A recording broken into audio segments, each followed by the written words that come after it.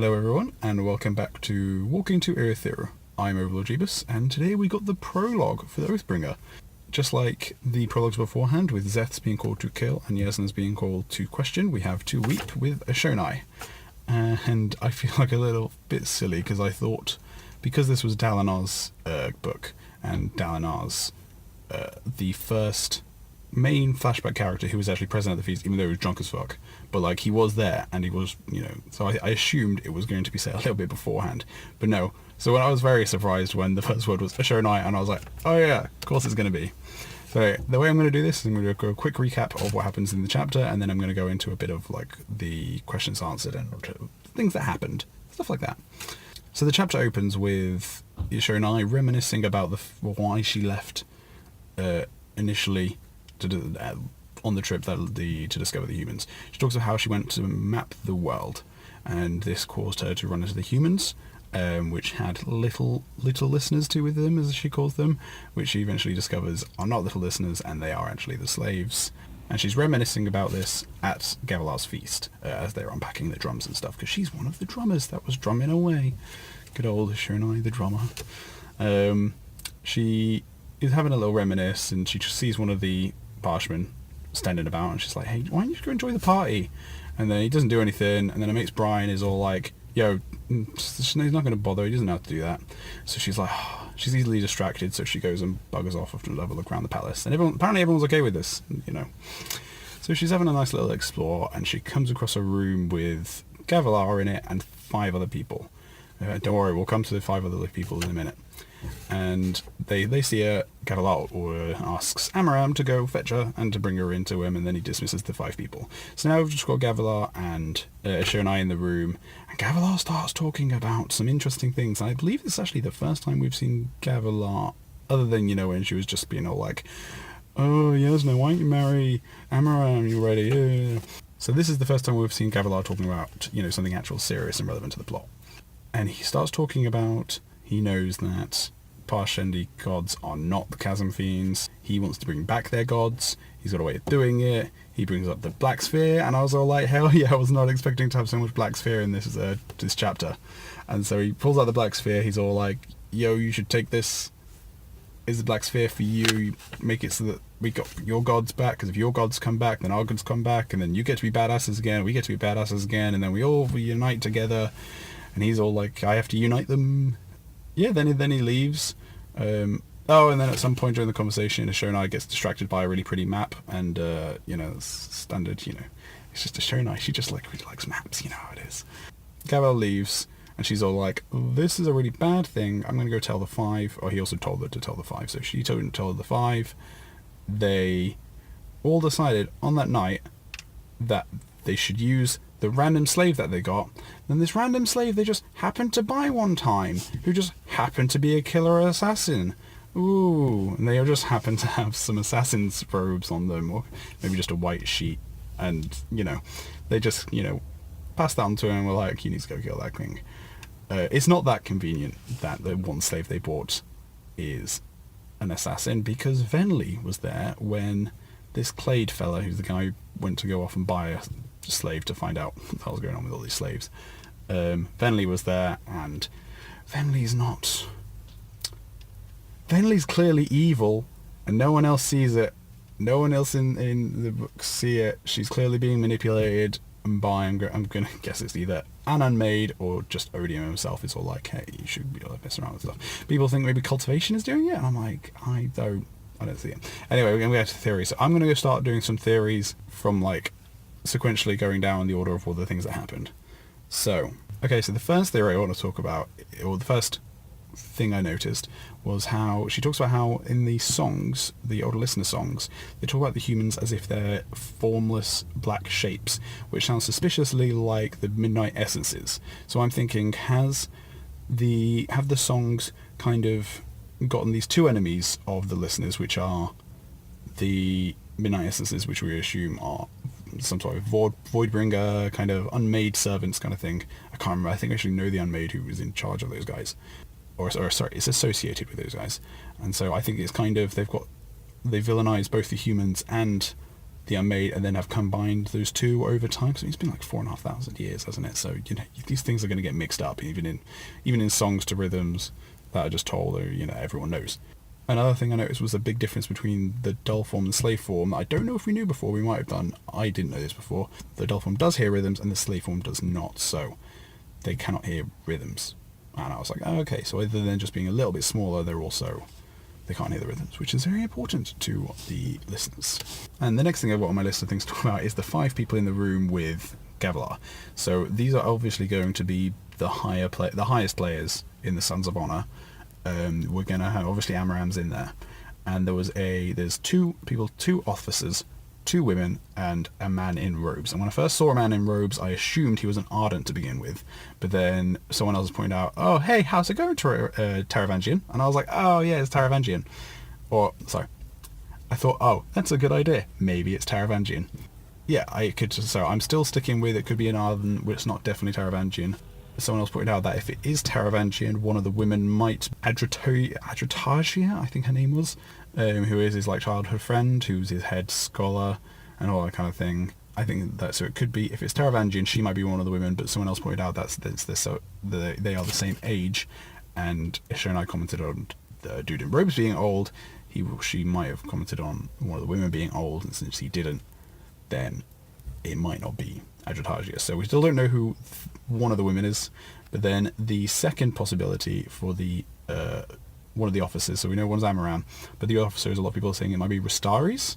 Now I believe the last time we saw Rastaris was when he was telling Amaram to kill Caladan and his buddies and steal the Shardblade, and I believe he was actually a Storm Warden at that point. So whether he was an officer and then changed to a Storm Warden, which is a thing you can do. You can totally change jobs in the thing, and especially if you want to become a Storm Warden is a pretty good thing to become. Whether that is actually Rastaris, that is a potential. I'm not for sure, but the fact that Gavilar immediately thought that Szeth was sent by Rastaris in the Way of Kings prologue makes me think it might be. And if that's the case, the other woman might be Rastaris' wife. We know Amaram doesn't have a wife because Gavilar wanted to set Yasna up with Amaram, so we know Amaram's not got a wife. But it could be Rastaris, and the other one might be Rastaris' wife. So we have a potential list of Amaram, Rastaris' wife, Taravangian, and Taravangian's buddy, Adrotagia. That's the potential. We might be completely wrong here. I saw some dumb theories that it was actually Dalinar's wife, actually just faked to death, and it was her the whole time, and it's going to be a big reveal later on. No, it's not going to be that. So, during the conversation between Ishonai and Gavilar, he first pulls out a sphere and tells her about a Fabrial, and describes that it is a spren trapped in a gem.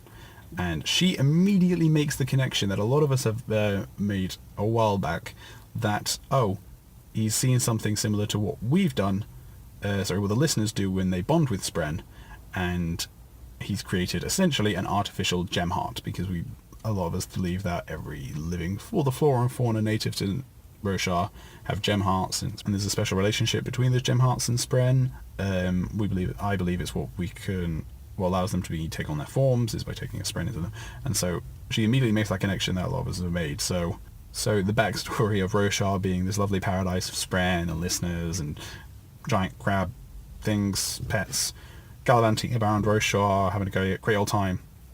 It looks like it's pretty likely, if in my opinion at least. So then Gavilar goes on to talk about the listener gods and how they're not the chasm fiends, and what if we could trap a god in a gem, just like we trap a Spren. And it's interesting that he uses the word god and Spren interchangeable, so I guess that's what he the way he thinks about it. Or does he know more than he's letting on? I mean, he obviously knows more than he's letting on, but does he know more about Spren and the gods and how those work?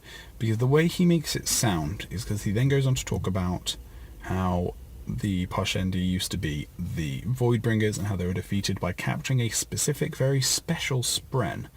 And I've seen a few theories about these pop up already, and it's curious that he says these are very specific Spren that stop you from being Voidbringers. But then he has multiple spheres. So is he saying that this one specific Spren is split up into multiple spheres? Is he lying? Because for some reason, is there multiple Spren that helps them become... Because when he talks about Spren, these gods being trapped in spheres, he's clearly talking about Unmade, in my opinion. And so I've seen some people saying, oh, it's just void light in the spheres, which would be the Stormlight equivalent for Iridium, or if it's actually an actual unmade within those spheres. And I think it's an actual unmade. It might be a pieces of unmade, because one that got split up into several pieces, or something like that. I don't know.